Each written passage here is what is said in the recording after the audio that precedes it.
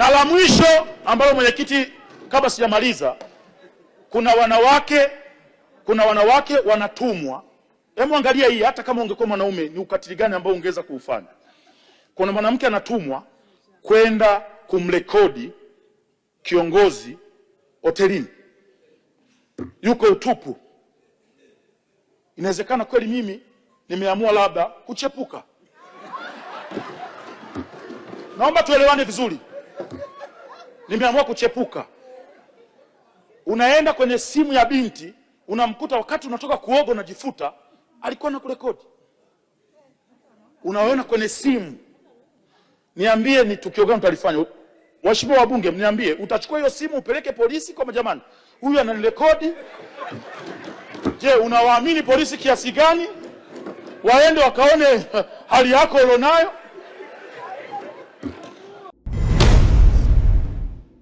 Kwenye kupatana, kwa sababu nyumba yake iko kwenye lami imetulia. Lete hela, wekeza, tuondoke.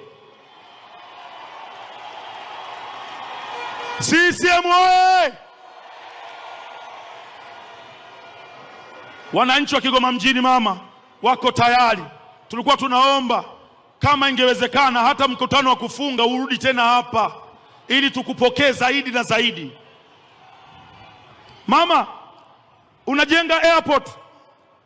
Airport wakati inachukua maeneo, imeanza kuchukua na maeneo ya watu wengine tofauti tofauti ambao ni kata ambazo zinaizunguka airport.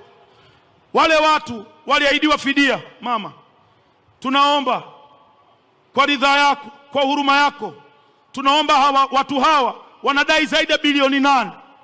Kata ya Kasingirima, kata ya Majengo, walipwe fidia zao zaidi ya bilioni 8 ili waweze kuifurahia ndege zinapotua, washangilie na sio wanune.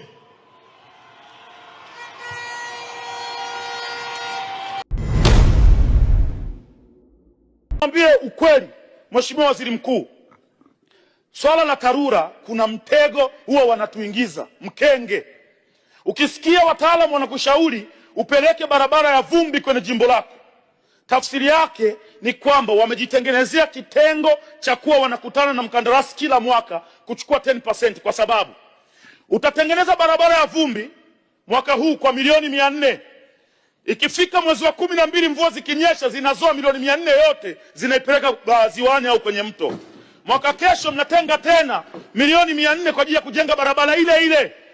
Wale watu wa TARURA wanakutana na mkandarasi kila mara achukua 10%, maisha yanaendelea. Ni muda wa kufikiria kujenga barabara za lami na tuachane na barabara za vumbi. Na mmerahisisha lugha kuita barabara za vumbi. Mzee, ni barabara za vumbi wakati wa kiangazi. Ikifika wakati wa masika ni barabara za tope. Nadhani tuzibadilishe jina, tuziite barabara za tope. Kama mwanaume anaongea na wewe unaongea, tafsiri yake. Taarifa. Mheshimiwa Mary Masanja. Mheshimiwa Mwenyekiti, naomba nimpe taarifa mzungumzaji. Vivyo hivyo na wanawake hatuolewi tu hivi hivi, isipokuwa tunaolewa na mtu ambaye tumemhitaji.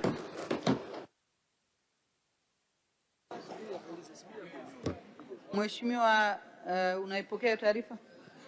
Mheshimiwa Mwenyekiti, haya ndio mambo ambayo naenda kuyazungumzia huko mbele.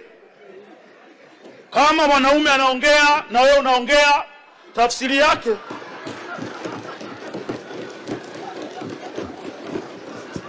Taarifa.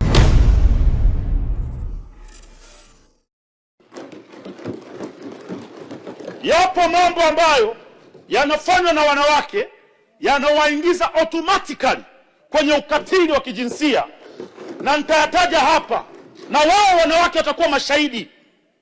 watakuwa mashahidi kwenye hili. Jambo la kwanza, Mheshimiwa Mwenyekiti, huwezi kuwa umeishi na mwanamke ndani, anakusingizia ujauzito, unaulea miezi 9, anazaa mtoto, unamlea mtoto, anafikisha miaka 10, baadaye mnagombana kidogo, anakuambia hata mtoto mwenyewe sio wako. Ipo namna mwanaume wote, ipo namna ambavyo mwanaume anaweza kureact katika hasira. Na kuna namna, kuna wanaume wanaweza kuvumilia hasira, na kuna wanaume wengine wakati wanapambana na hilo neno ulilomwambia unatokea ukatili wa kijinsia. Kwa hiyo tuwe wa kweli, wakina mama. Mimba sio ya mtu, mwambie, usimbebeshe mzigo mwanaume ambao sio wa kwake.